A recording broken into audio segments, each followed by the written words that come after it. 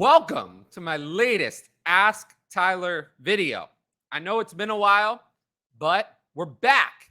If you like these kind of videos, make sure to like, comment, and subscribe to the channel. That way you can see all of my future content.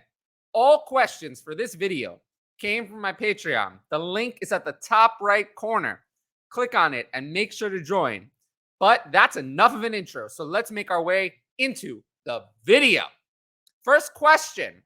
How do you feel about not having certain elite players on any of your rosters? Example, I don't have Bijan on any of my teams, either not doing the 101 or selecting higher ranked players. Would you prioritize getting a player like that on some of your teams no matter what, or are you okay with not having them? So for me, it's definitely not a problem. I famously don't care about player shares or anything like that. I just want the best team. I want the best team. There are some elite players, Jonathan Taylor, Christian McCaffrey, Lamar in Superflex because I like Trevor Lawrence better, A.J. Brown because I like CeeDee Lamb better, that I'll probably never have in a startup draft if I'm doing it this year. But just because I don't like a player at cost this year doesn't mean I didn't like them in the past. So it's rare that there's a player that I would be totally out on ever having in any situation ever. But it's not something I concern myself with. I manage one team at a time, not a portfolio of teams. Some people do that. I disagree. I want to optimize each team. That's how I play. Let's move on to the next question. A rookie draft question. In one quarterback, half PPR, but full PPR for tight end. So double points for tight end. Should I consider Kincaid at 103 over JSN, assuming Bijan and Gibbs go 1 and 2? For me, no. I would definitely not do that. I don't care if it's double. I would need probably start 2 tight ends. Now, that's different.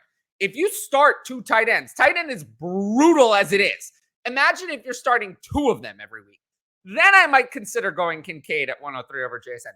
But in any sort of premium, it's not enough because premium just accentuates the top guys. It doesn't make all tight ends more valuable. I guess you could start them in a flex, but even so, you need to have another tight end worth starting in that case to start them in a flex. I'm still going JSN here. And rather easily, too. It's not close. So I thought this question was actually one of the most interesting on the show sheet. So let's hop into that one. People often talk about using a player plus a third to upgrade to a second, or a player plus a second to get a first. These are things that I say to do all the time. These are big moves that I recommend. I recommend doing this to gather more draft capital. Get rid of someone like Samaje Perine in a third to get to a second. Or, get someone like Christian Kirk and a second to get to a first. Those are the kind of moves I do all the time. But the question is, what are some examples where you do the opposite? Well, to be honest with you, it's very rare. It's very rare. It's such a good move in one direction. Usually the opposite direction, it's not such a good move.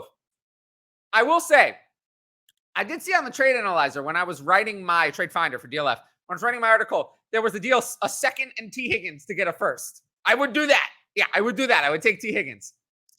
But usually I'm not on the side of the package. I'm usually on the side of the higher draft pick. Occasionally to pick up a tight end. I've seen like Greg Dulcich in a third for a second. I could do that for Jacob Conco in a third and a second. I could do that when I might not want to pay a second straight up. I could do that. Deals with player plus second for first, I am almost never on the player side. Almost never. Those are deals I usually only do in one direction. If it's close, I'll lean toward the first. I will never, ever give away the first if it's close. I need an overpay to trade a future first. So I've seen it with trading for a second, trading for a first. It's got to be an outlier deal like the Higgins ones that I mentioned earlier. Let's move on to this next question. In a league where acquiring future picks is hard, that is true. Some leagues in Dynasty, it's hard to acquire future picks. People don't want to trade them. Are there any players who will likely have a better 24 season that can be traded for at a discount either now or during the season? Okay, Hollywood Brown, very overpriced right now, actually. But he's going to be bad when Kyler Murray is not playing. It's going to be really bad. That'll be an opportunity to have a discount. Hollywood Brown did not forget how to play football just because the quarterback situation might be bad for the first 6 weeks. So he's someone definitely on that list. Other players, rookie wide receivers, if they start out slow. Mainly talking about Quentin Johnson and Jordan Addison, but JSN as well. Maybe you could throw Zay Flowers in there also. Always rookie wide receivers if they're very slow, especially first-round guys. Then Chris Godwin. Yes, he's 27 years old. Yes, it's not usually someone I would buy, but Baker Mayfield, I think, is going to be an utter disaster.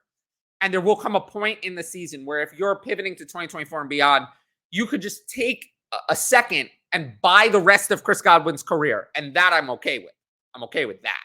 That could be a move you could do. Devon Achane, I listed mostly because if he doesn't get work early, people are going to give up on him. People have no patience. And then the last one, actually, Darnell Mooney. He's in the worst situation he could be in. It's the run heaviest team in the league with a wide receiver one and a tight end that's actually used in the passing game in Cole Kmet. So it's not it's going to be worse next year. He's a free agent. He's going to go to a situation. It can't really be worse. It could be better where a good team with a good passing offense signs him to be their wide receiver two. I think he's a wide receiver two at an NFL level. But if he gets on the right team, he could have some fantasy relevance in the future. This is the wrong team. So he's someone I'd actually look at a very deep discount. I could see him going for like a late third in the middle of the season. I'd pay that. How much of an impact will Jameson Williams have when he comes back? Almost none. Jameson Williams, just the track record of players who have the beginning of their career disrupted like this. You're talking Kevin White, John Ross, Mike Williams, I guess, kind of got on track, but he never carried the value because people never trusted him. Darius Geis. There's a lot of bad. We don't want to target players who have this type of disruption. So I'm fine with him, but I can't trust him. And I think there's always going to be someone who wants him more than I do. So there's a couple funny questions from Lightning Panda here.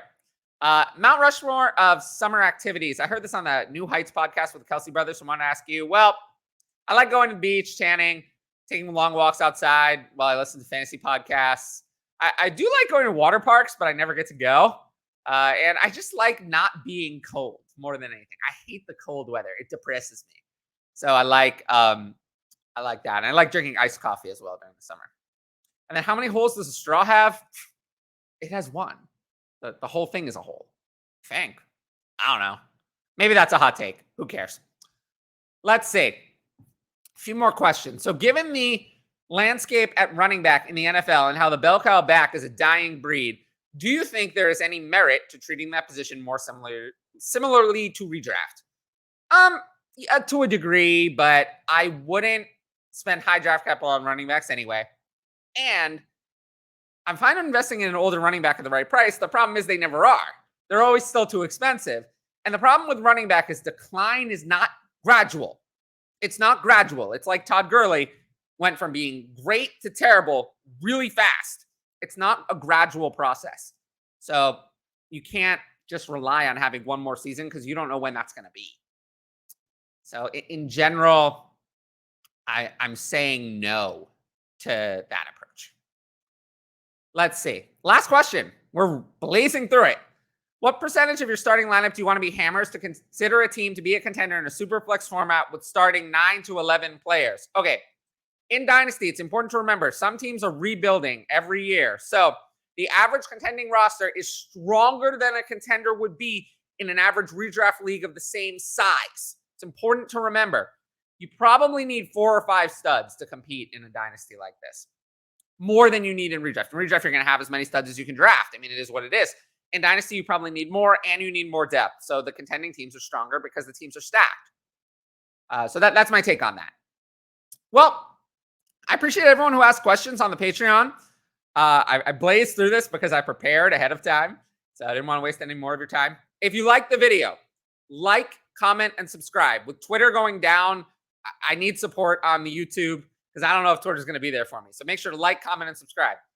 If you want to ask questions for the next show, I don't know if I'm going to be gathering questions on Twitter. So make sure to sign up for the Patreon. Top right corner, you can click on the link, sign up. $5 tier gets you the Discord. You can ask questions. Higher tiers get you DM advice. But until next time, live show every Tuesday, 7:30 p.m. Eastern. And I will see you all later. Peace.